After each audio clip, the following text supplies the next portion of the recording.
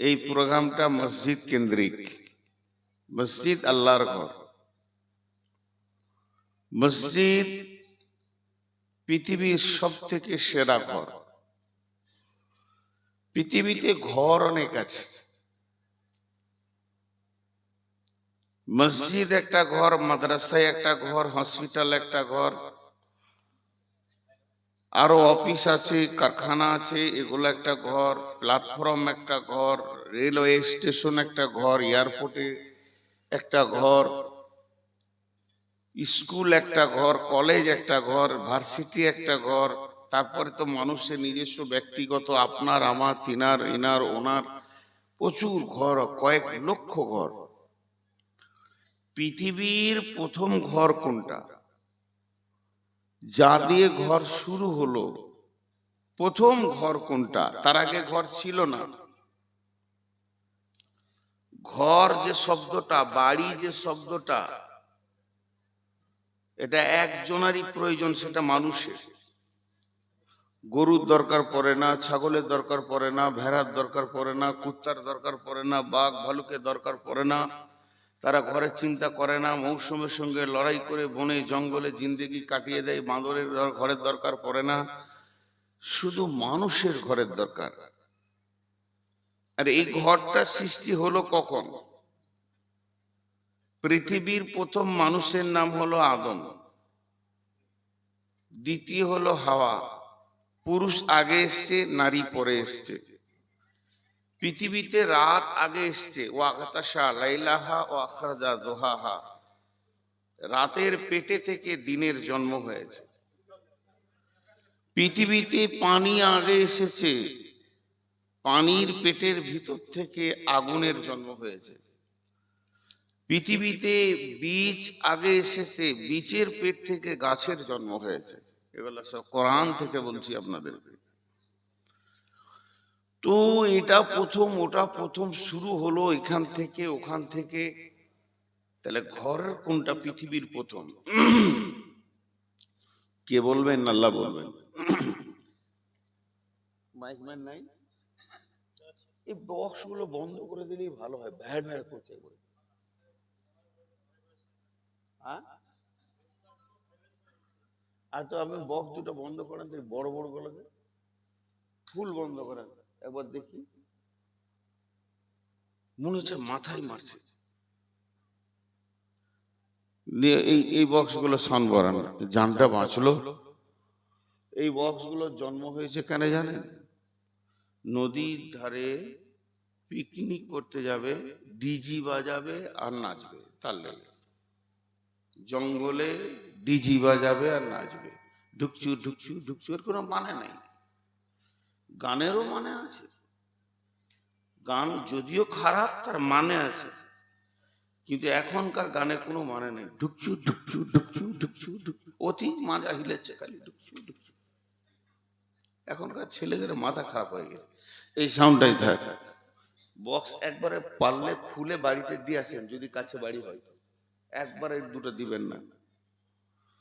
বিসমিল্লাহির রহমানির রহিম।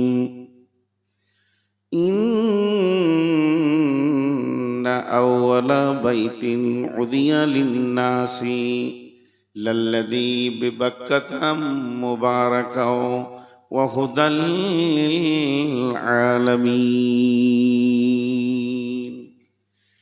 ফীহি আয়াতুম মাকামু ইব্রাহিমা ওয়া মান দাখালাহু কানা আমিনান ওয়ালিল্লাহি আলান নাসি হিজ্জুল বাইতি মান ইসতাতা ইলাইহি সাবিলা।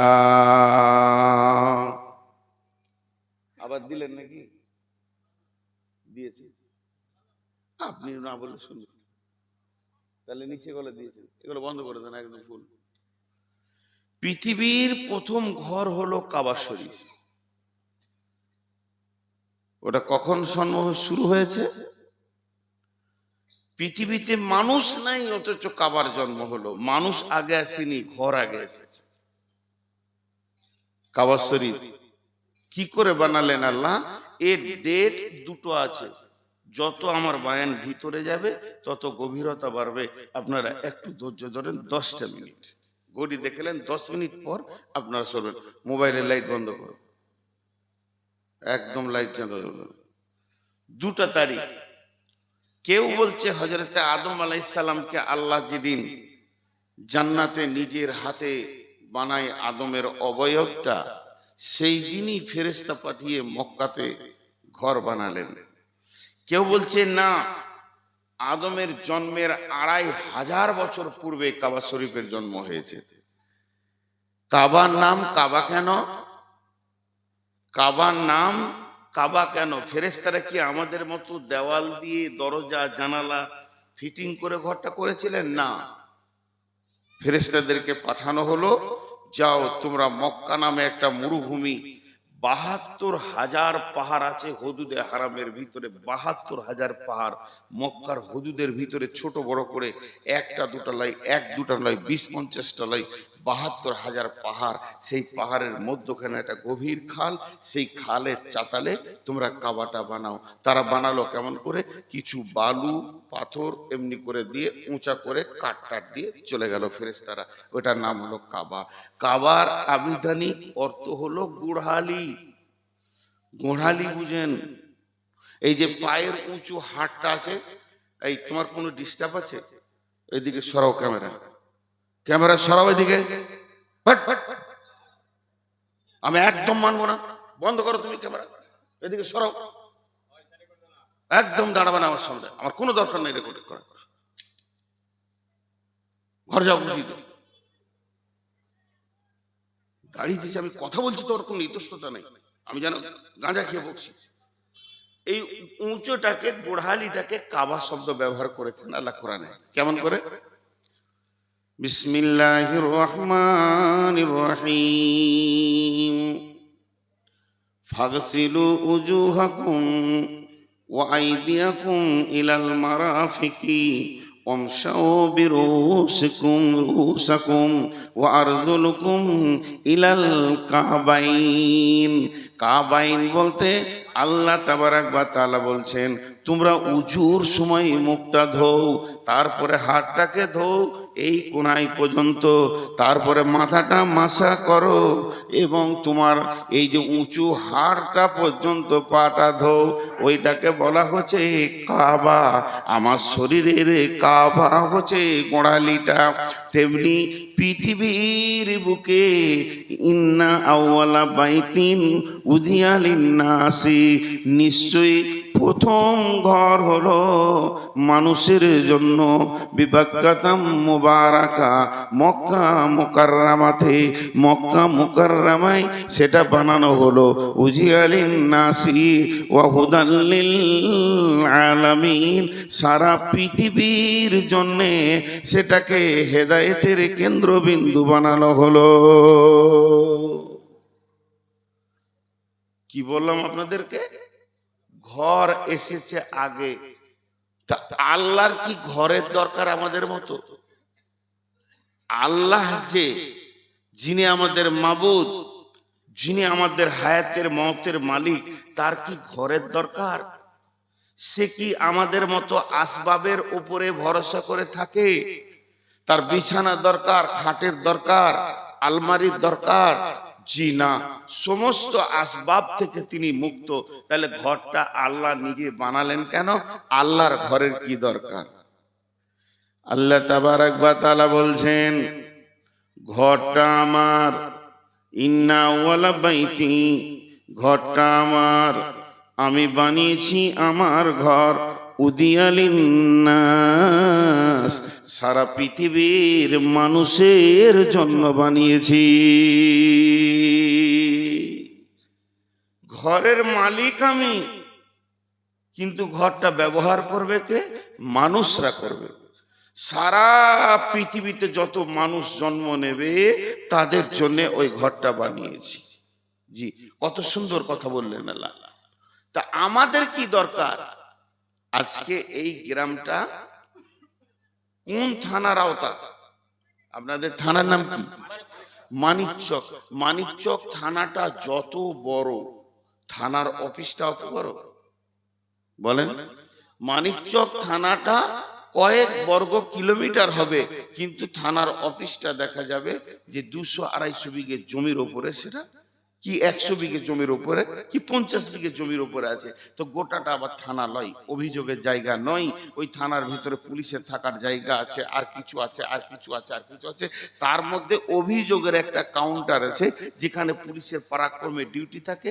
আপনাকে কে মেরেছে, আপনাকে কে বিরক্ত করেছে, আপনার সঙ্গে কার লড়াই হয়েছে, কে আপনার জায়গা দাবিয়ে নিয়েছে, কে আপনার ঘরে আগুন লাগিয়েছে, ওখানে যে অভিযোগ করবেন। একটা ছোট কামরা, গোটা থানাটা কত বড়, ছোট কামরাটা কত বড়।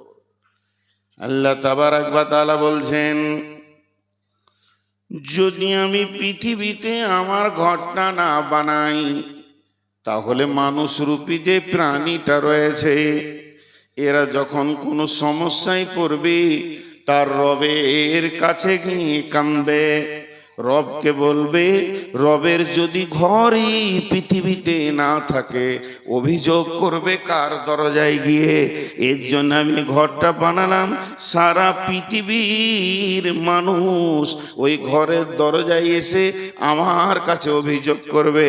সে দুনিয়ার অভিযোগ করবে, কিয়ামতের অভিযোগ করবে, কবরের অভিযোগ করবে, হাসরের অভিযোগ করবে, জাহান্নাম থেকে বাঁচার অভিযোগ করবে। পৃথিবীতে অভাব চলে গেছে, অসুস্থ হয়ে গেছে, মামলায় ফেঁসে গেছে, ওই অভিযোগটা আমার কাছে করবে। কবরে বাঁচার জন্য অভিযোগ করে রাখবে, আমি দুনিয়ার মালিক, আমি কবরের মালিক, আমি হাসরের মালিক, আমি কিয়ামতের দিনে ওই লোকটা কষ্ট নেবে না, রহমতের ছায়ায়, আরশের ছায়ায় থাকবে, সেই অভিযোগটা করবে। ওই লোকটা পুলিশের হাতে যেন বিপদে না পড়ে, ওই অভিযোগটা করবে। জাহান্নাম থেকে বাঁচার জন্যে নয়ন ভরে কাঁদবে। তার জন্য আমি পৃথিবীতে সারা পৃথিবীর মানুষের জন্যে আমার একটা ঘর বানালাম। ওই ঘরটা হলো রবের ঘর। শুধু ওই ঘরটা নিয়ে যদি কথা বলতে লাগি তো 2 ঘন্টা পানির মতো পার হয়ে যাবে, বাকি আয়াতগুলো আর তর্জমা করার সময় থাকবে না। তবুও 2-4টি কথা বলবো। ওই ঘরটার কত মূল্য। হাজি, মানিকচকের লোক দিন আনে দিন খায়, দিন আনে দিন খায়, সে চাইছে আমি জাহান্নাম থেকে মুক্তি পেয়ে যাই। তাকে যদি অভিযোগ দিতে যেতে হয় 2 থেকে 3 লক্ষ টাকা খরচা করতে হবে। 2 থেকে 3 লক্ষ টাকা খরচা করার ক্ষমতা নেই।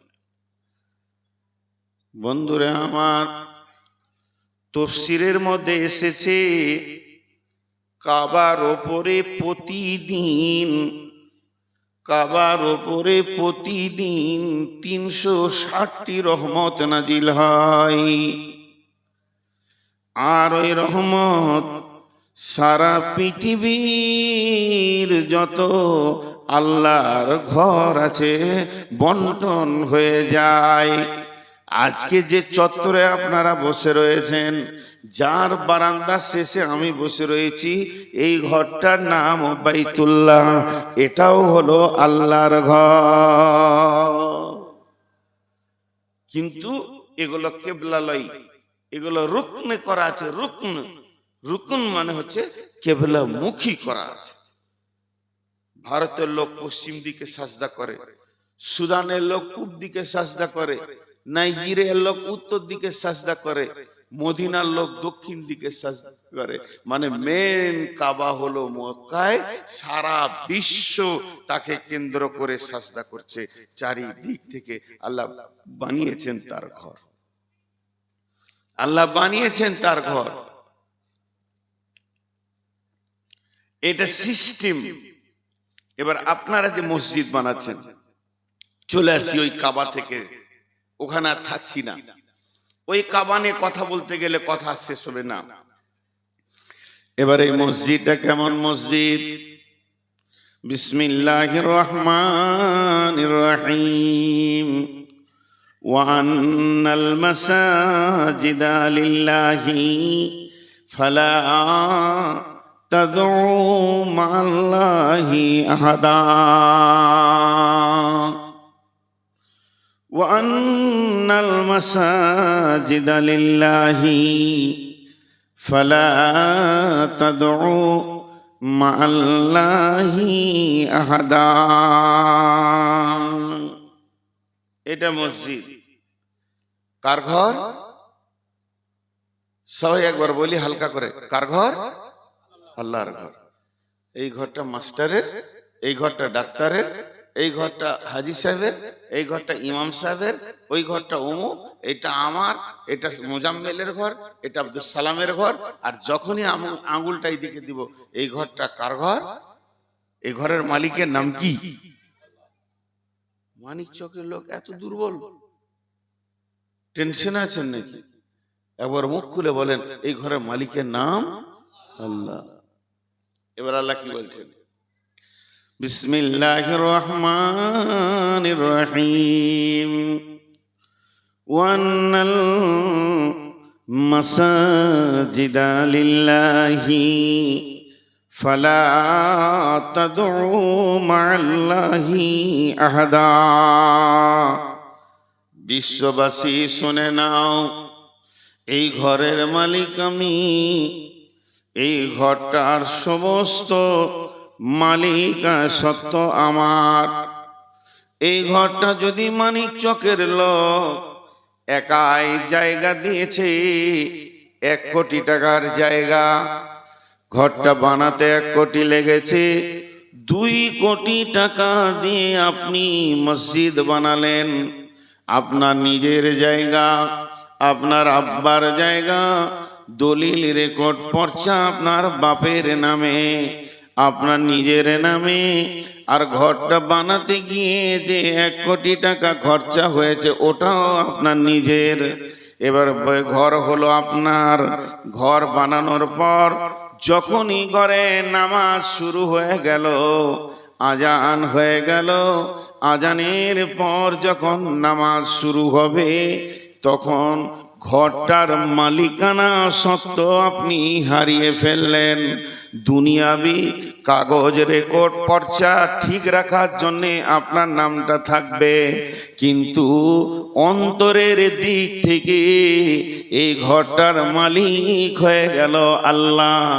এবার এই ঘরটা যখনই আল্লাহ মালিক হয়ে যাবে, এই ঘরে আপনার যতটা দাবি আছে, 2 কোটি টাকা খরচা করার পর এই গ্রামে একটা রিক্সা চালক, তারও অতটা দাবি আছে। এই গ্রামে যে লোকটা ভিক্ষা করে খায়, ওরও অতটা দাবি আছে।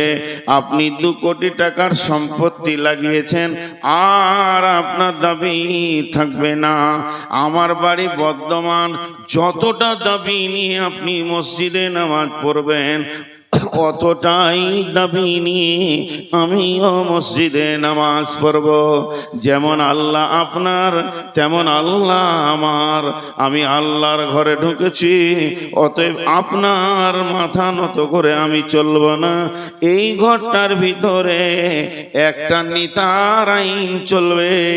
সে যে আইনগুলো করেছে, আল্লাহর ঘরে শুধু একটা নিতার আইন চলবে। তিনি হলেন নবী মুহাম্মদুর রাসূলুল্লাহ সাল্লাল্লাহু আলাইহি ওয়াসাল্লাম।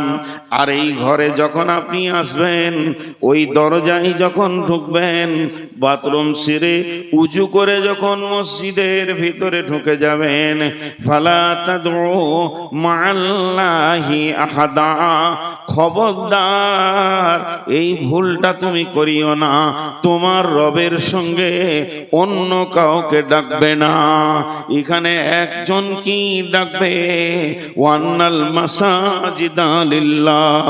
আল্লাহর ঘর, তুমি উপর হয়ে কাঁদবে, আল্লাহর কাছে কাঁদবে, ডুকরে ডুকরে কাঁদবে। তোমার দুঃখে সুখে আল্লাহকে আপন বানাবে, কিন্তু ভুল করে মসজিদের ভিতরে অন্য কাউকে ডাকবে না। খাজা দাতা কাউকে স্মরণ করবে না, শুধু আল্লাহর ঘরে আল্লাহকেই ডাকবে।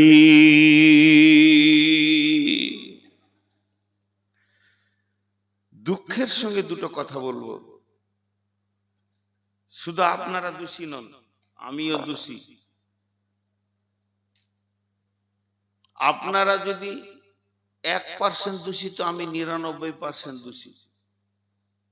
আপনারা নিচে খড়ের উপরে বসে আছেন, আমি স্টেজে তার উপরে আবার চেয়ারে বসে আছি, তো আমার দাম বেশি? এটা ভুল ধারণা। দাঁড়ির দুটো পাল্লা, দাঁড়ি তারাজুর দুটা পাল্লা, যেটাতে মাল বেশি থাকে সে নিচেতে থাকে, আর যার মাল নাই সে উপর দিকে উঠে যায়। আমার কিছু মাল নাই বলে আমি উপরে আছি, আপনাদের কাছে যে জ্ঞান আছে ওটা আমার কাছে নাই। উপরে থাকা যদি খুব বড় সম্মান হতো, তো বাঁদর তো সারা জীবন গাছেই থাকে, ওকে তো কলেজের প্রিন্সিপাল করা হতো। তো আপনারা যত দোষী আমিও তত দোষী। একটা কথা বললাম। দ্বিতীয় নম্বর কথা, আপনারা যতটা গাফিল তার থেকে আমি বেশি গাফিল। একটু সমালোচনাতে আসি, যাকে আত্ম সমালোচনা বলে। আত্মসমালোচনা, এটা কথা জিজ্ঞেস করব, বহু ত্রাণে আকাঙ্ক্ষা নিয়ে আপনাদেরকে, এই ঘরটার মূল্য আপনাদেরকে বলি কেন। আজকে মুসলমানদের উপরে নির্যাতন কেন? এই ঘরটাকে চিনতে পারিনি বলি। বিসমিল্লাহির রহমানির রহিম। ফালিয়াবুদু রব্ব হাযাল বাইত আল্লাযী আত'আমাহুম মিন জু'ইন ওয়া আমানাহুম মিন খাউফ। খুব কষ্ট হচ্ছে কথাগুলো বলতে, তাও না বললে চলে না। ঘরটা কত দামি। ছোট্ট একটি কথা বলছি, ছোট্ট কথা, হাদিস নয়, কোরআন নয়, তাফসীর নয়, এর কোনো দলিল নাই, যুক্তি কথা আপনার তো আমার আলোচনা করছি। একটা লোক সংসারের কাজ করছে, মাঠের কাজ, বাগানের কাজ, যেমন কাজ থাকে করছে, একটু ফুরসত পেল, আমার বেলা 10টা 11টা বাজছে, যা এখন আর কোনো কাজ নাই, জোহর পর্যন্ত হাত মুখটা ধুয়ে গোসল টোসল করে মসজিদে গিয়ে বসি। এইখানে এসে বারান্দায় চুপ করে বসে আছে, চুপ করে বসে আছে, আমি ভাষাটা বলছি, নামাজ পড়েনি, জিকির করেনি, তেলাওয়াত করেনি, সুবহানাল্লাহ আলহামদুলিল্লাহ বলেনি, চুপ করে বসে আছে। ওই লোকটার লাভ কি? ওই লোকটার লাভ কি? এখানে 20টা লোক আসলো টোটোতে, 2টা লোক চলে গেল মাস্টারের বাড়ি। আপনারা বুঝে নিলেন ওই 2জন মাস্টারের মেহমান। 2জন চলে গেল হাজির বাড়ি, বুঝে নিলেন ওই 2জন হাজির মেহমান। 2জন চলে গেল গ্রামের সর্দারের বাড়ি, আপনি বুঝে নিলেন ওই 2জন সর্দারের মেহমান। যে লোক যার ঘরে উঠে তার মেহমান হয়ে যায়, আর যে লোক সময়ে অসময়ে এসে মসজিদে বসে যায় সে আল্লাহর মেহমান হয়ে যায়। আল্লাহর ঘরে যখন মানুষ এসে বসবে, আল্লাহ আসমান থেকে বলবে, আমার গোলাম আজকে আমার মেহমান হয়েছে।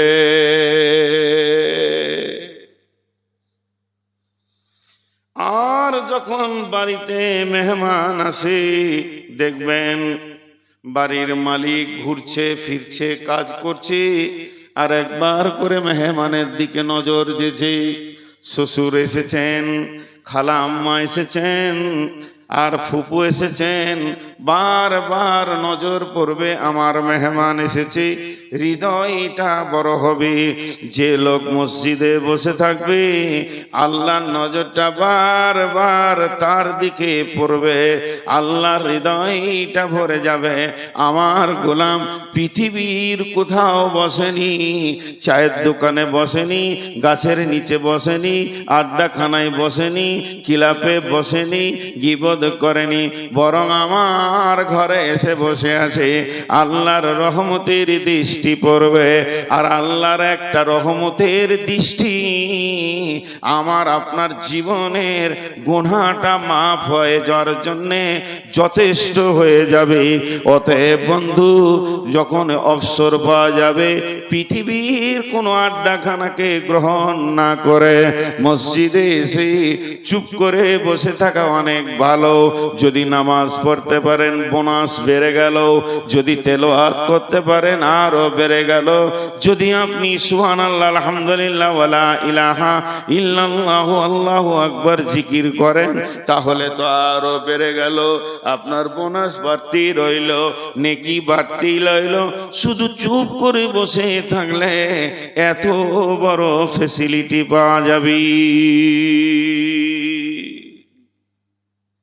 ঘরটার মূল্য খালি বুঝেন। যে ঘর করার জন্য আপনারা উঠে পেরে লেগেছেন, এখন আমরা মনে করি যে আমাদের গায়ের 5টা বাড়ি যেমন, এই ঘরটা ওই রকম স্বাভাবিক ঘর। খবরদার, আজকে বলে যাচ্ছি আমার বাপজিদেরকে, যেগুলো আমার বাপজি, যেগুলো আমার বেটার বয়সে, যেগুলো আমার বন্ধু, খবরদার ওই রকম নজরে দেখবেন না। এই ঘরটার মহব্বত যদি দিলে থাকে, কিয়ামতের দিন আরশের নিচে ছায়া পাবেন। জানেন, সহি হাদিসের কথা বলছি। তো এটা হলো একটা এমন ঘর, যে ঘরটাতে বসলি নাকি আল্লাহ আফসোস করছেন একটা। বিসমিল্লাহির রহমানির রহিম। আল্লাযী ইয়া আইয়ুহাল ইনসানু মা গাররাকা বিরাব্বিকাল কারীম আল্লাযী খালাকাকা ফাসাওয়াকা ফাআদালাক ফি আইয়ি সূরাতিন মা শাআ রাক্কাবাক কাল্লা বাল তুকাযযিবুনা বিদ্দীন ওয়া ইন্না আলাইকুম লাহাফিযিন কিরামান কাতিবিন ইয়ালামুনা মা তাফআলুন।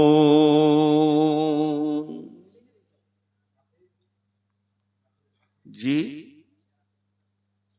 আমরা বক্তা মানুষ তো, অনেক সমস্যা হয় আমাদের। একটা সমস্যার কথা বলছি, যেখানে এটা খারাপ নেবেন না, আগে মাফ করছি, শুনতে খারাপ লাগবে প্রথম দিকে, শেষ পর্যন্ত শুনবেন, তাহলে আমার উদ্দেশ্যটা বুঝতে পারবেন।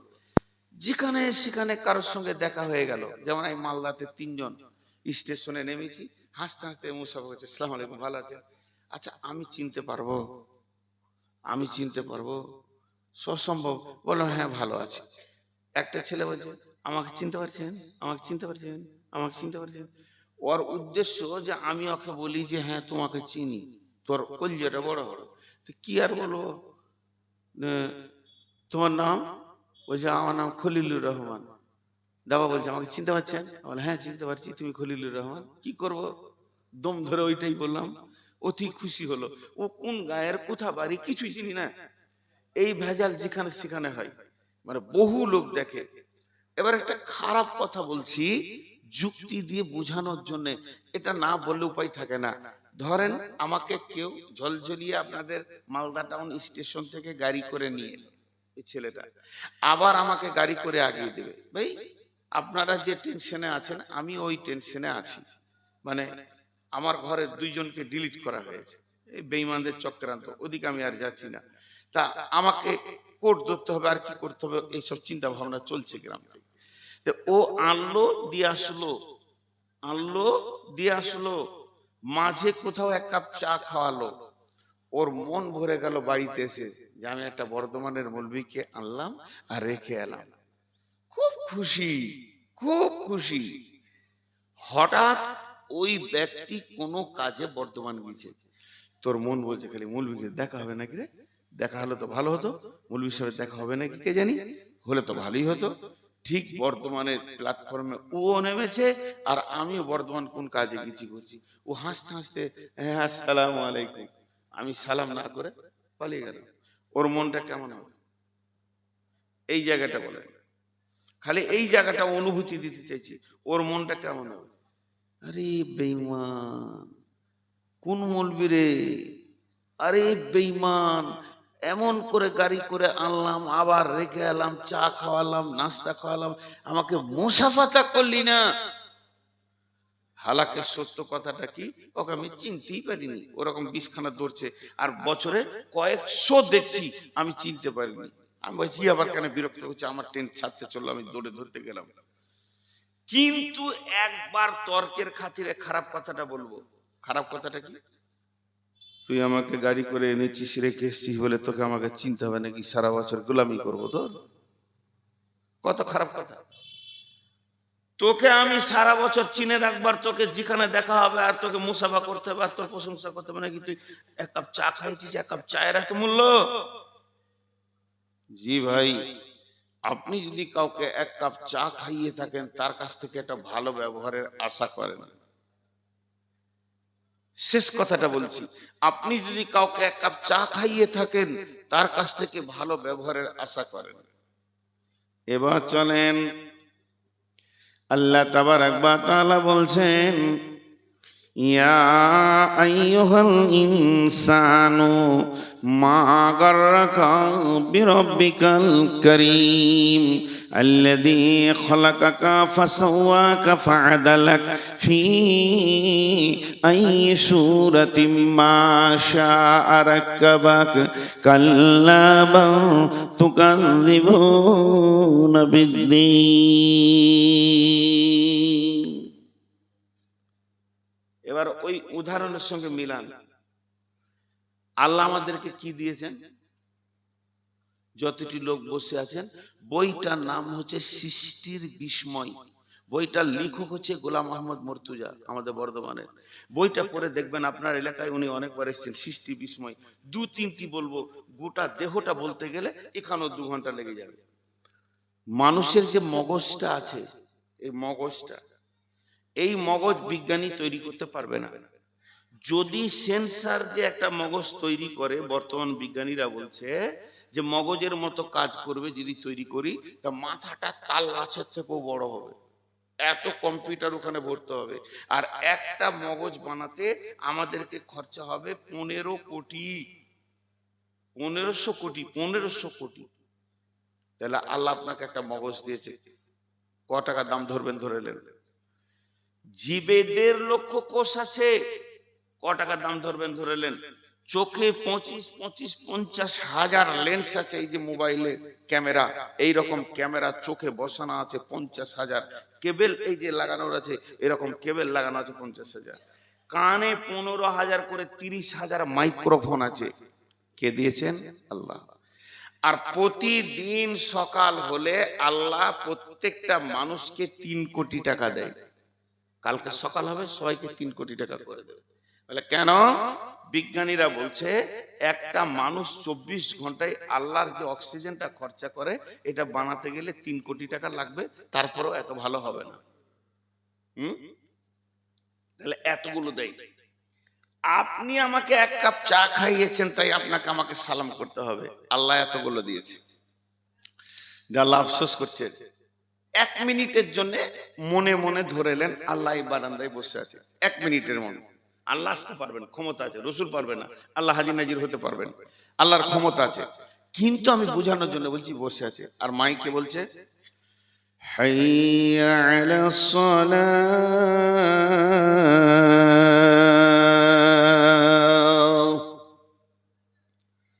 আল্লাহ মুয়াজ্জিনকে ডেকে বললেন, হে আমার গোলাম, তুই মাইকে গিয়ে এই গ্রামে যতগুলো আমার গোলাম আছে ডেকে দে।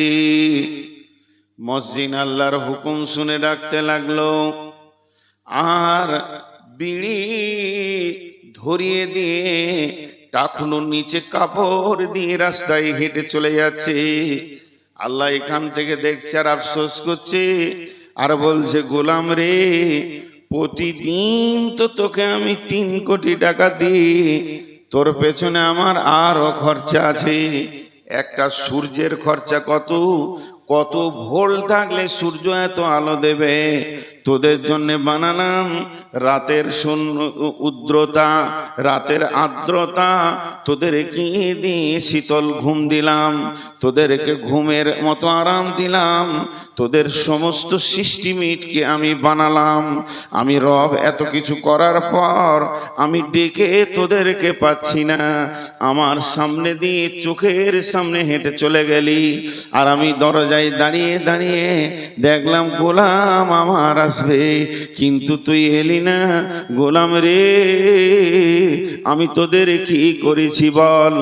এত কিছু বডিতে দিলাম, তোর বাড়ির খরচা দিলাম, এত কিছু দেওয়ার পর তুই কি করে রবকে ভুলে গেলি? এক কাপ চায়ে যদি এত মনে রাখার দাবি তোরা রাখিস, তাহলে আমি কত তোর পেছনে খরচা করেছি, তোদের কি একবার মনে হলো না ওই রবের ঘরে গিয়ে সাজদায় পরে রবকে আনন্দ করে দি? এটা তোর মিজাজে বললো না? আজান হচ্ছে, আমার চোখের সামনে হেঁটে চলে যাচ্ছিস। যে আল্লাহ ভাষাটা কি বলছেন? ইয়া আইয়ুহান নাসু মা গাররাকা বিরব্বিকাল কারীম, হে লোক সকল, তোদের কি হলো রে? তোদেরকে কে ধরে ডুবিয়ে দিল রে?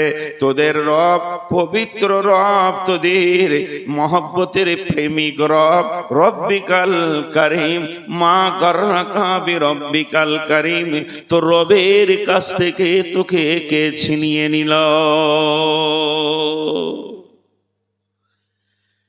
মেয়েদের একটা ভুল ধারণা আছে, আমি মেয়ে সম্পর্কে আজকে বক্তব্য দিব না, খালি একটা ভুল ধারণা বলবো।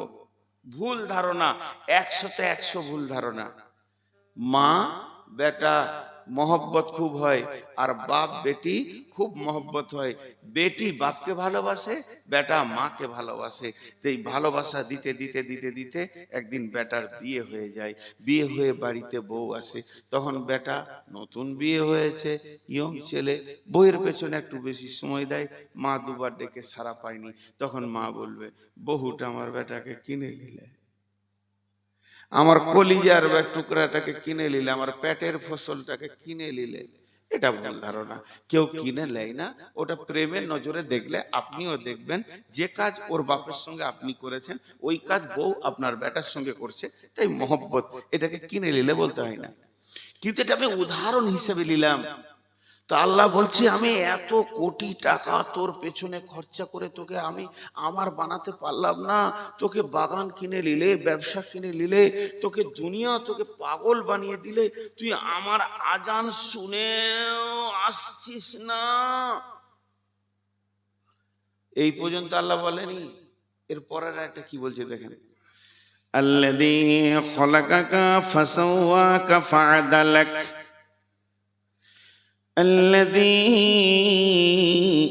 خلقك فسواك فعدلك, আমি তোকে স্তর বাই স্তর বানিয়েছি। পায়ের পাতা নিচে দিয়েছি, হাঁটু দিয়েছি, তার উপরে মাজা দিয়েছি, তার উপরে নাড়ি ভুঁড়ি পচন জায়গাটা, কিডনি পেছনে হাড়ের প্রোডাকশনে কিডনি রেখেছি, এর উপরে কলিজা দিয়েছি, লাংস দিয়েছি, এর উপরে লিভার দিয়েছি, এর উপরে সমস্ত পার্টস গুলোকে রেখেছি, এখানে হাড্ডি দিয়ে প্রোডাকশন দিয়েছি। আমি তোকে স্তর বাই স্তর বানালাম।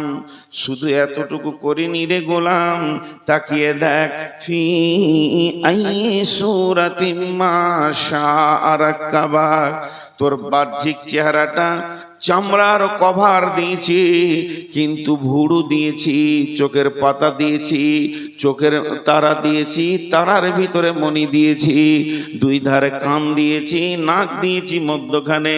এই সুন্দর চেহারাটাকে আমি বানিয়েছি, পৃথিবীর কেউ তুলি ধরেনি। কোনো শিল্পীর কাজ এখানে আসবে না, কোনো শিল্পী পারবে না এত সুন্দর সুরতকে বানাতে। লিহাদা লাল ফিরোজ জাদার সুলবে সং, ঘুলে লাল দর শাখ ফিরোজ রং। আল্লাহ তাবারাক ওয়া তাআলা সুন্দর করে বানিয়ে এরপরে বলছে, এরপরেও আমাকে তুই ভুলে গেলি।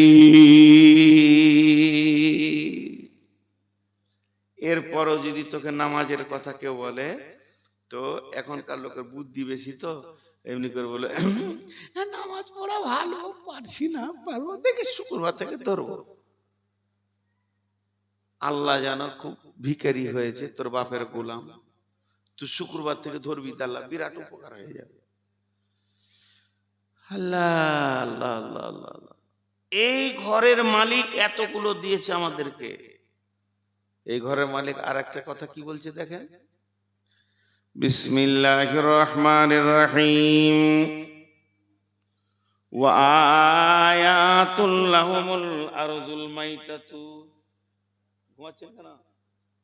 একদম স্টিল জেগে বসে থাকবে। দুরাত কেন? আমার করা হচ্ছে আজকে 10ই অক্টোবর থেকে চলছে, একদিনও কামাই না। 12টার পরে জলসা করবেন, উঠে বসেন ভালো করে, ঘুমাতে দেবো না। জি মাঝে 2 মিনিট টাইম নষ্ট করছি, আপনাদের ক্ষমা চেয়ে। 12টার পর জলসা করেন না, আমি মানা করে যাচ্ছি। কয়েকটা কারণ আছে। 12টার পর অনেক জিন আছে তাহাজ্জুদ পড়ে, অনেক ফেরেশতা আছে আপনাদের মসজিদে এখন ডিউটি করে, প্রতিদিন তারা নামাজ পড়ে, কত বিরক্ত হচ্ছে। দ্বিতীয় নম্বর হচ্ছে রাতকে 3 ভাগ করেন, 1 ভাগ কাটান সন্ধ্যাটা, 1 ভাগ ওয়াজনসিয়ত করেন, শেষ ভাগটা আল্লাহর জন্য ছেড়ে দেন। কানবে এইগুলো লোককে যখন ছেড়ে দেবো, 4টায় ফজর পড়বে, 2টোয় ছেড়ে দিলে ফজর পড়বে, একজনা 2টোর সময় ছেড়ে দিলে আর ফজরের আশা করা যাবে না। আজকালকার এইরকম আধুনিক যুগে রাত 12টার পর জলসা। হাজি ভাই আমার কাছে ডেট কত তারিখে নিয়েছে বলেন? আমার কাছে ডেট কত তারিখে নিয়েছে? 2 তারিখের। আর স্টেজ দিল কত তারিখে? আমি যদি 4 তারিখে আসতাম তো কেমন হতো? আগামীতে এখানে ডেট নিলে আমি 3 তারিখে আসবো, 2 তারিখে ডেট নিলে 3 তারিখে আসবো, এটা দিছি পরের দিনে হবে। অনেক গোলমাল আছে। আর একটা বিজ্ঞানীদের কথা বলছি, এই ধরনের 1 লিটারে আমি পানি পেঁয়াজ শিখেছি না, আমার জিভ শুকিয়ে যাচ্ছে, সুগার। এটা 1 লিটার পানি ধরে, ক লিটার বললাম? কথা বলে না। এবার 1 লিটার পানি এই পর্যন্ত আছে, তারপরে যদি আর 1 লিটার ঢুকানো হয়, ওপর থেকে ফেলা হয়, পানি ঢুকবে? সবাই একবার বলেন ঢুকবে? ভুল বললেন, ঢুকবে। আবার বলছে পড়ে যাবে।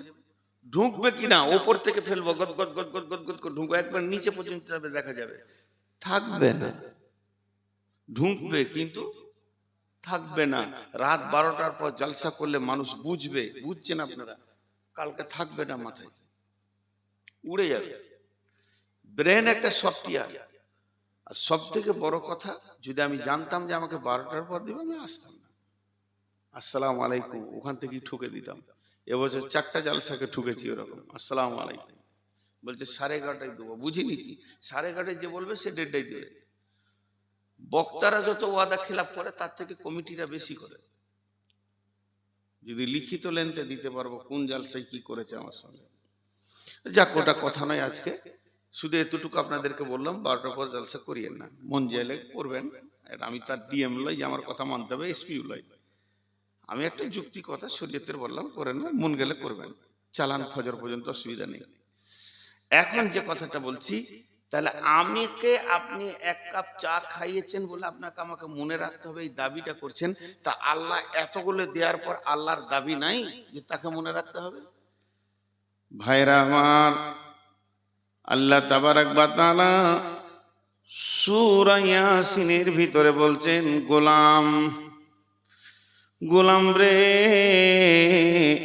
ওয়ায়াতুল লাহুমুল আরদুল মাইতাতু ওয়াহইয়াইনাহা ওয়া আখরাজনা মিনহা হাব্বান ফামিনহু ইয়াকুলুন ওয়া জাআলনা ফিহা জান্নাতিন মিন নাখিলিন ওয়া আনাবিন ওয়া ফাজ্জারনা ফিহা মিনাল উয়ুন লিয়াকুলু মিন সামারিহি ওয়া মা আমিলাতুহু আইদিহিম আফালা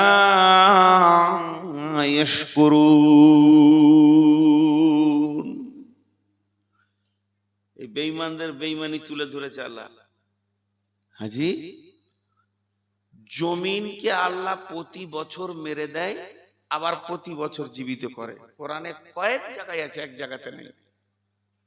এই যে মাটিতে বসে আছেন, এই প্রতি বছর মরে যায় আর জীবিত হয়। আর যখন জীবিত হয় তখন একদিনের শিশু লয়। 16 বছর 18 বছরের যুবতী মেয়ে যেমন জমিন হলো মেয়ে ছেলে, ওই রকম যুবতীর মতো একবারে উত্তাল যৌবন সহ জীবিত হয়। আরেকবার বলছি, প্রতি বছর জমিনকে আল্লাহ মেরে দেন, আবার যখন জীবিত করেন তখন উত্তাল যৌবন দিয়ে জীবিত করেন। জমিন এবার বলে তোরা বিচন দে, আমি ফসল ধারণ করব। তোরা বিচন দে খালি।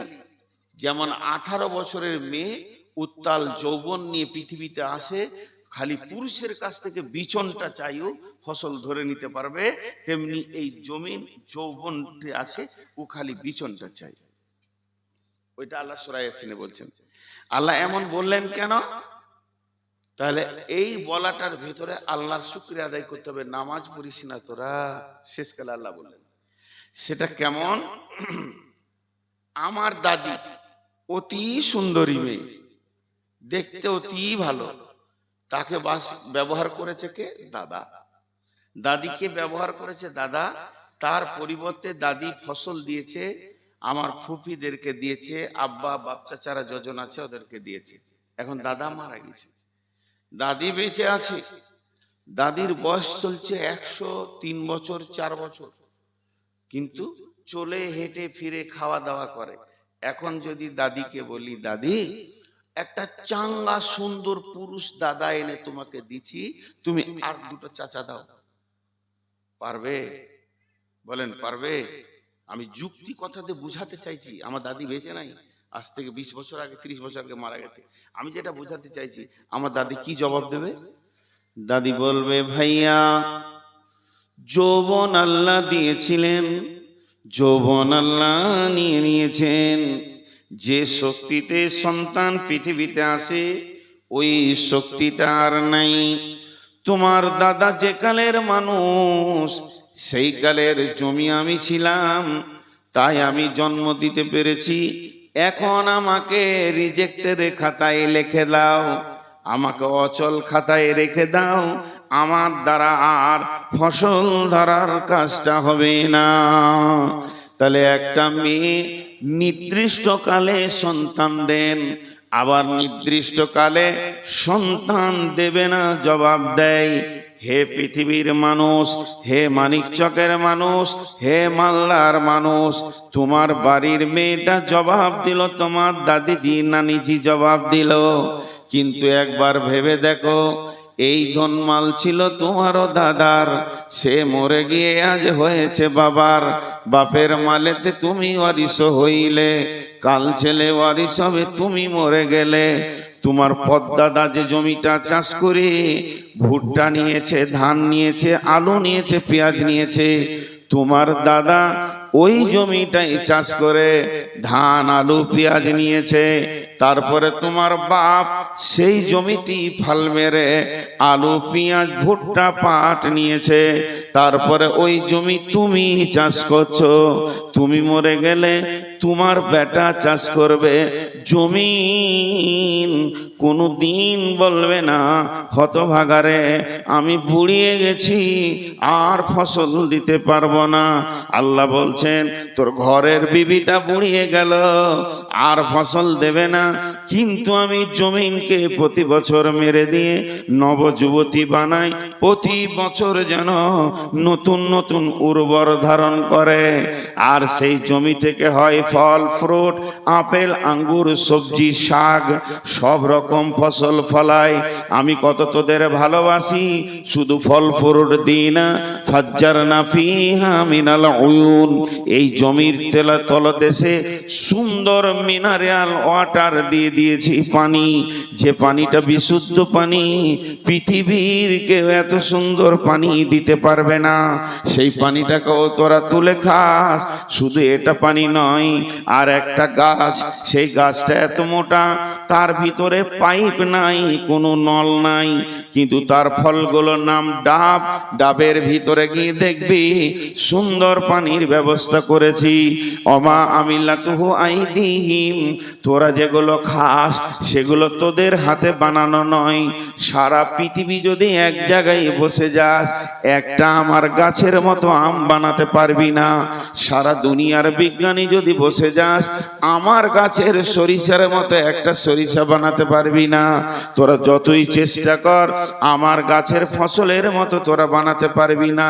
লিয়াকুলু মিন সামারিহি ওয়া মা আমিলাতুহু আইদিহিম, এত কিছু যা খাস আর আমার তোদের হাতের বানানো নয়। আফালা ইয়াশকুরুন। আমাদের বেঈমানিটা কি বলেন আল্লাহ? আফালা ইয়াশকুরুন। এত খাওয়ার পর তোদের কাছে আমি টাকা চাইনি রে, খালি একটা জিনিস চেয়েছি, খাওয়ার শেষে বলবি আলহামদুলিল্লাহ। এইটাও বলিস না তোরা। মালদার হোটেলে ভাত খান, শামসিতে সব হোটেল আলাদা আছে, এমন করে ডাকবে আপনাকে মনে হবে যেন শ্বশুরের বেটা ডাকছে। হ্যাঁ, সিটকে ঝেড়ে দিবে, ভাত এনে দিবে, ফ্যান ঘোরাবে, মনে হবে শ্বশুর বাড়িতেও এত আদর পায় না। আর খাওয়ার শেষে বেসিনে যখন হাত ধুবেন, পেছন থেকে আওয়াজ আসবে 368 টাকা। তোর কুটকুটি মেরে দিলে। খাওয়ার যে হুপ ছিল ওটা মরে গেল। এক বেলা খাইয়ে দিয়ে 368 টাকা ফেল, তারপরে যা তোর কোঁতকোঁতানি মেরে দেবো। এখন জানের ভয়ে টাকা দিয়েছে। আল্লাহ বলছে সারা জীবন খেলি, আমি একদিনও আওয়াজ দিয়ে বলিনি আমার মসজিদে এক এক বেলার খাবারের বিল 50 টাকা করে নামিয়ে আসবি, নাহলে সব বন্ধ করে দেবো। বলেন, আল্লাহ খালি একটা শব্দ চেয়েছে মুখ থেকে, আলহামদুলিল্লাহ। শুধু এইটা বলবি, আমি ওইটাতে খুশি হয়ে যাব, আমার গোলাম আমার প্রশংসা করেছে।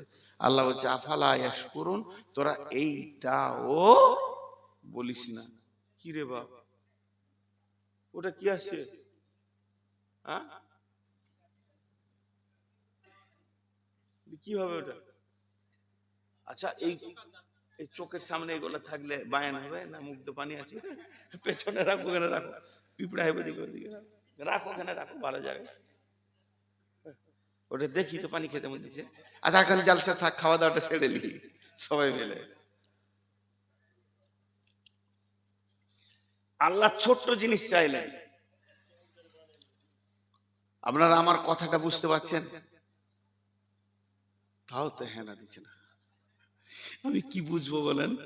আপনারা যদি, আমি জিজ্ঞেস করছি, আপনারা যদি হ্যাঁ নাটাও না দেন, তাহলে আমার মনটা কেমন হবে? আমি গাড়ি থেকে নামছি, একজন এসে বলছে আসসালাম আলাইকুম, উত্তর দিলাম না। কেমন আছেন? উত্তর দিলাম না। কোথা থেকে এলেন? উত্তর দিলাম না। তারপর দিকে তাকাইলাম না, তখন ওর মনটা কেমন হবে? কোন মুলবি রে, কত গরম হয়ে যাবে, হ্যাঁ হ্যাঁ, কথা বলবে, কত মাস্টার হয়ে যাবে, কত কথা বলবেন। তাহলে আমি যে জিজ্ঞেস করছি আপনি উত্তর দিচ্ছেন না, তাহলে আমার মনটা কেমন হচ্ছে বলেন? এই রাত 12টার পর জলসা করলে এই অবস্থা হবে। এখন সভাপতি যে কি জ্বালাই পড়েছে, টান মারছে ভিতরে চোখ, কিন্তু যেতে তো দিব না, উঠলেই আমি যাব পিছে পিছে শুতে। কি বিপদ! আপনারা আমার কথাটা বুঝতে পেরেছেন? আল্লাহ বলছে এত কিছু দিলাম, তোর কাছে শুকরিয়াটা পেলাম না। একটা পত্রিকা, সাংবাদিক কলমে একটা ছোট্ট গল্প পড়েছিলাম, আনন্দবাজার প্রতিদিন পত্রিকায়। আমার ঘরে তখন মোবাইল ছিল না, পত্রিকা পড়তাম। তো লিখেছে যে এই দক্ষিণ দিক থেকে একটা লোক 10 কিলোমিটার হেঁটে এলো, রোদে রোদে রোদে রোদে এসে এইখানে এলো। উত্তর দিক থেকে একজন এলো, হাঁটতে হাঁটতে ক্লান্ত হয়ে, ও 5-10 কিলোমিটার। পূব দিক থেকে একজন এলো, ইউ 10-15 কিলোমিটার হাঁটছে। পশ্চিম দিক থেকে একজন হলো, যে ফাঁকা মাঠ আর চারিদিকে কাঠ ফাটা রোদ, দুতু দুতু করছে আগুনের মতো, চারিদিকে থই থই, গ্রীষ্ম গরম। আর মধ্যে মাঠে একটা বড়ের গাছ আছে, বড় গাছ। এই বড় গাছের ছায়া খুব সুন্দর, সবাই এসে ছায়াতে বসেছে। 4টা লোক এসে বসেছে পথিক, তখন বেলা 2টো বাজে। যারা এসে হাত পা ছেড়ে বসলো, এর ওর কাছে পানি ছিল, একটু পানি টানি খেলো, যে ছায়াতে বসে আছে। বরের ছায়া খুব শীতল হয়, ঠান্ডা হয়। বসে বসে ওরা তো মুখ আর বন্ধ থাকবে না, গল্প শুরু হয়ে গেল। তোমার বাড়ি কোথায় জি ভাই? বলে আমার বাড়ি হলো রতুয়া কাড়ল। তো কোথায় গেছিলে? বলে আমার বেটির বিয়ে দিয়েছি ওখানে পাশের গ্রামে, তো একটা খাট বানাতে দিয়ে এলাম, ওখানেই দিয়ে দেবো। ও, তখন ওই দিক থেকে যে এসে বলছে আমার আব্বার একটা শাল গাছের খাট আছে, আজকে 87 বছর হলো কিছু হয়নি। এই যে কাঠ খাট, চেয়ার টেবিল ড্রেসিং টেবিল, কাঠ খাট চেয়ার টেবিল ড্রেসিং টেবিল, এই গল্প চলছে, এই গল্প চলছে, শুধু কাঠেরই গল্প চলছে ওদের। কোন কাঠটা ভালো, কোন কাঠটার দাম বেশি, কোন কাঠটা কম দাম, কোন কাঠটা ফিনিশিং বেশি হয়, কোন কাঠটা দেখতে ভালো লাগে, সব কথা। আর দুটোর ঘড়ি ঘুরতে ঘুরতে ঘুরতে ঘুরতে 3:30 4টা হয়ে গেল। যখন 4টা 4:30 বাজছে, সূর্য তখন তাপ কমে এসছে, তখন ওরা পাছার ধুলো ঝেড়ে বলছে চ এবার যাই, রোদটা কমে গেল। তাই যাওয়ার সময় ধুলো ঝাড়ছাড় বলছে, বর গাছের দিকে তাকিয়ে, এ শালা গাছ কোনো কাজে লাগে না, মানে খাটও হয় না, কাটও হয় না। তো বর গাছ জোরে শ্বাস ছেড়ে বলছে, বেঈমান রে, গোটা রোদটা কাটালি রে, যে তুই রিজাল্ট এটাই দিয়ে গেলি। মানুষের মতো বেঈমান আর পৃথিবীতে কেউ নাই। আমি ওই কথাটা বলছি, আল্লাহ ডাকছে তার ঘরে, আমরা সামনে দিয়ে চলে এসেছি। আল্লাহ তাবারাক ওয়া তাআলা বলছেন, বিসমিল্লাহির রহমানির রহিম, কুল ইন কানা আবাউকুম ওয়া আবনাউকুম ওয়া ইখওয়ানুকুম ওয়া আজওয়াজুকুম ওয়া আশীরাতুকুম ওয়া আমওয়ালুন ইকতারাফতুমুহা ওয়া তিজারাতুন তাখশাউনা কাসাদাহা ওয়া মাসাকিনু তারদাউনাহা আহাব্বা ইলাইকুম মিনাল্লাহি ওয়া রাসূলিহি ওয়া জিহাদিন ফি সাবিলিহি ফাতারাব্বাসু হাত্তা ইয়াতিয়াল্লাহু বিআমরিহি ওয়াল্লাহু লা ইয়াহদিল কওমাল ফাসিকিন। আজকের বিষয় নয় এটা, আজকের বায়ানের বিষয় নয়, কিন্তু একটা শব্দ এখানে লুকিয়ে আছে, ওটা নিতে হবে আমাদের আজকের বায়ানের সাথে। আল্লাহ তাবারাক ওয়া তাআলা বলছেন, যখন তোরা 8টা প্রেমে পড়ে যাবি, যখন তোরা 8টা প্রেমে পড়ে যাবি, 8টা সম্পদকে নিয়ে প্রেমে পড়ে যাবি, 8 জনের প্রেমে গভীর ভাবে ডুবে যাবি, 8 জনের প্রেম যমুনায় তোরা সাঁতার দিবি, 3 জনকে যখন ভুলে যাবি, তখন জেনেলে আর শেষ তোদের পিঠের চামড়াতে পায়ের জুতো বানাবে, কিন্তু তোরা মসজিদে কাঁদবি, কোনো কথা কবুল হবে না।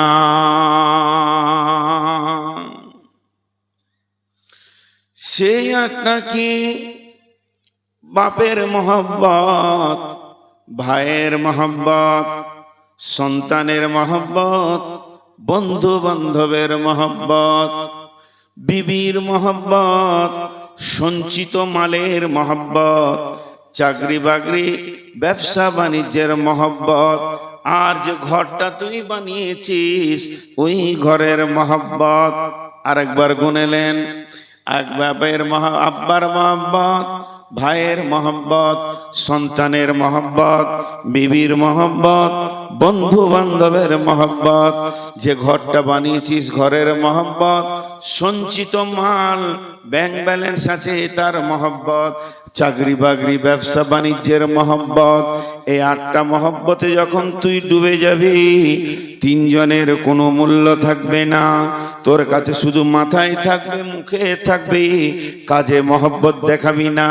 সেই 3 জনকে আহাব্বা ইলাইকুম মিনাল্লাহি, আল্লাহর মহব্বত তো দিল থেকে সরে যাবে, কমজোর হয়ে যাবে, ওই 8টার তুলনায় নিচে হয়ে যাবে। তোর আপনার রসুলের মহব্বত, ওয়া রাসূলিহি ওয়া জিহাদিন ফি সাবিলিহি, আর এই দিনে ইসলামের মহব্বত, দিন ইসলামের মহব্বত, আল্লাহর মহব্বত, রসুলের মহব্বত, 8টার মহব্বত একটুকু আপারে থাকবে, এইগুলো নিচে নেমে যাবে। বরং থাকা উচিত ছিল এই 3টের মহব্বত উপরে থাকবে, 8টা নিচে থাকবে। কিন্তু দেখা যাবে 8টার তুলনায় 3টেকে ভালোবাসবি, আল্লাহ বলেছেন ফাতারাব্বাসু ফাতারাব্বাসু ফাতারাব্বাসু ফাতারাব্বাসু। আলেম ওলামাকে জিজ্ঞেস করে নেবেন ফাতারাব্বাসু মানে কি? ফাতারাব্বাসু মানে হচ্ছে অপেক্ষা কর, এমন একটা দিন আসবে তোরা পেরেশানিতে পড়ে যাবি, সেদিন আমাকে রব বলে ডাকবি, আমিও সেদিন তোদের কাজে লাগবো না। হাত্তা ইয়াতি আল্লাহু বিআমরিহি ওয়াল্লাহু লা ইয়াহদিল কওমাল ফাসিকিন।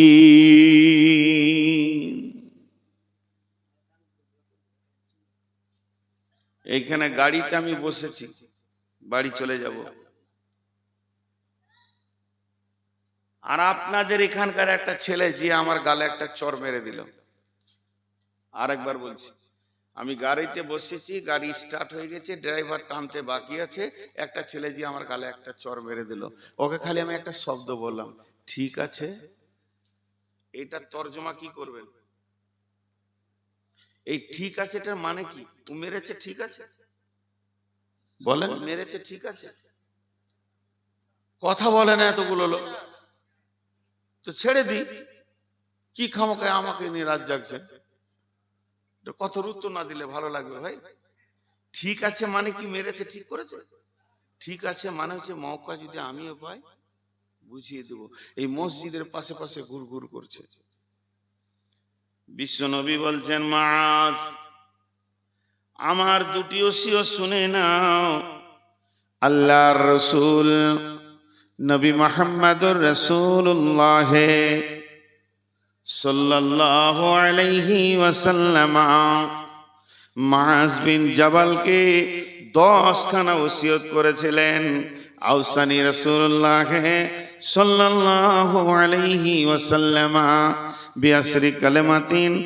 আর হযরত মুআজ বলছেন, বিশ্ব নবী আমাকে 10টি ওসিয়ত করেছেন, তার মধ্যে শুনেলেন 4 আর 5টা। 4 নম্বরে নবীজি বললেন, হে মুআজ লা তাতরুকান্না সালাতা মাকতুবাতান মুতাআম্মিদান ফাইন্না মান তারাকাস সালাতা মাকতুবাতান মুতাআম্মিদান ফাকাদ বারিয়াত মিনহু জিম্মাতুল্লাহ। হে মুআজ, ইচ্ছা করে জ্ঞান বশত, স্বেচ্ছায় জ্ঞান বশত, ইচ্ছা করে জ্ঞান বশত 1 ওয়াক্ত ফরজ নামাজ ছেড়ে দিও না। যে ব্যক্তি ইচ্ছা করে জ্ঞান বশত 1 ওয়াক্ত ফরজ নামাজ ছেড়ে দেয়, আল্লাহ বান্দা বান্দা আল্লাহ যে সম্পর্কটা আছে সঙ্গে সঙ্গে সম্পর্কটা কেটে যায়, আল্লাহ তার জিম্মা আর নেবে না। ফাকাত বারিয়াত মিনহু জিম্মাতুল্লাহ।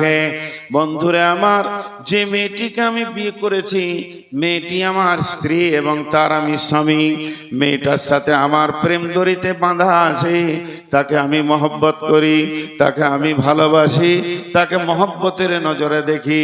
তার কষ্ট হলে আমার কষ্ট হয়, তার চোখের পানি আমাকে দিলের প্রভাব করে। এই যে ভালোবাসা, এটার নাম। কিন্তু মেয়েটি যদি একবার তালাক নিয়ে নেয়, ওর মহব্বত আর আমার দিলে থাকবে না, সে বিপদে পড়লো না, ভালো আছে আমি আর দেখব না। তেমনি আল্লাহ রাসূল বলছেন, যখন কোনো মানুষ নামাজ পড়বে, আল্লাহ বান্দা সম্পর্ক থাকবে, এই বান্দা বিপদে পড়লে তখন আল্লাহ সাহায্য করবে। আর যখন ইচ্ছা করে ফরজ নামাজ ছেড়ে দেবে, আল্লাহর গোলাম, আল্লাহ ওর কাছ থেকে জিম্মা থেকে সরে যাবে, ওর কি হলো গেল আর আল্লাহর দায়িত্ব থাকবে না।